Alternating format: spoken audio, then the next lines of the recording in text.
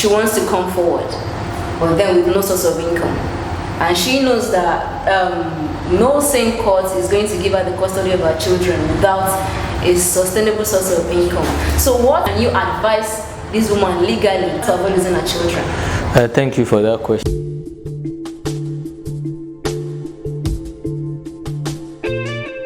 We call it gender-based violence. It can happen to any person. It could be male, it could be female. And on the last part, I was asking Mr. Muta Adirogba, who is also a barista, as to if the male person is the victim and then the woman is the perpetrator. I mean, what happens? Is it that the same, the law that happens to the man who actually needs to take care of his family will also happen to the woman? Okay, I think that was too fast.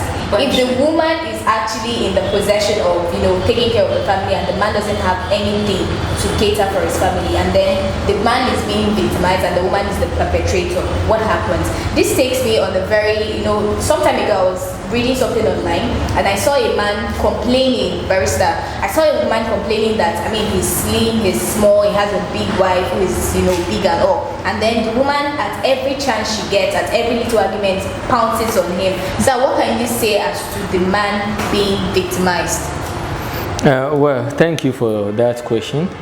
Well, it has always been thought that, or most times the thinking is that the female gender is usually the sole victim of domestic violence or gender-based violence, as the case may be. But the situation is not actually correct, because many a times you find the man being the victim. But violence against men is usually underreported due to our socio-cultural practices, especially in Africa here, where we operate a patriarchal society, where the man is seen as muscular, the boss, the head of the family, and what have you. So most male victims of violence, especially where the violence is from the opposite gender, will feel embarrassed or feel ashamed to voice out. You can imagine a man going to the police station to report that his wife just gave him serious beating the previous night. The police officers are most likely going to dismiss him with a wave of the hand that, what do you mean?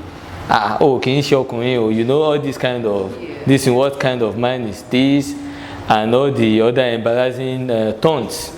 So most men would not want to be the butt of jokes. So most men try to stomach the violence against them.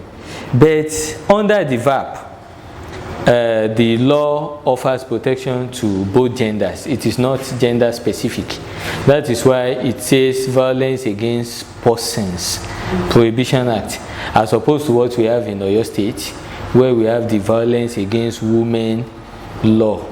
Even in Oyo State, as we speak, the state has realized the need to update the law to offer protection to both genders in view of recent happenings in our society. About 3 or 4 years ago, the media was agog with the story of a female lawyer who allegedly stabbed her husband to death in Ibadan here. So these things happen often in various societies. We only got to know of that case because it resulted into death. There could have been other forms of violence happening in various other homes which have not been brought to media attention. Okay. Thank you very much, Mr. Diroba. In the case of the woman you just cited now, are you saying that violence could have resulted? We would only know the true version of the story if we dig deep into how this thing started.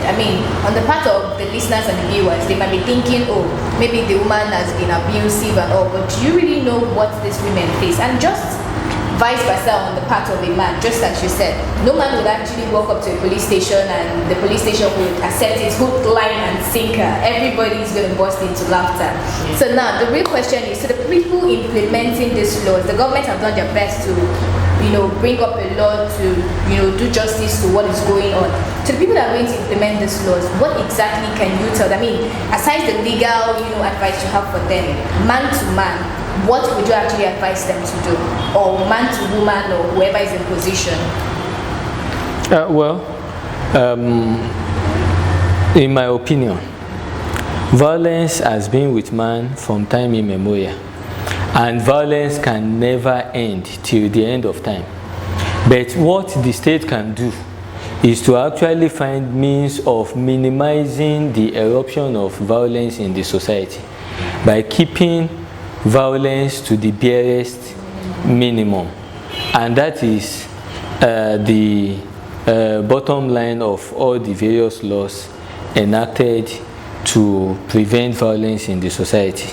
But it is not enough to enact laws without implementation. Like we said at the beginning of the session, that our problem in this country is not actually the dearth of laws, but implementation. And how do you even implement what you are not aware of? There are various agencies saddled with the responsibility of implementing our laws, including the laws against violence. The number one agency for the implementation of laws and prevention of crimes is the police. But in special laws like Violence Against Persons Prohibition Act and Violence Against Women Law for your state, we have specific agencies assigned with the responsibility of implementing those laws. Under the Violence Against Women Law for your state, there is a provision for the establishment of gender violence units under the Ministry of Women Affairs, and the law was signed in 2017. But as I'm speaking to you now in 2021, the gender violence unit is not yet in place. Wow. This shows that we have a very long way to go to ensure that the gender-based violence is brought to the minimal level. And yes, I'm really enlightened. Thank you very much. We hope you're enlightened as we are. Yes, and we're going to see you next on Talk with Z and Annie.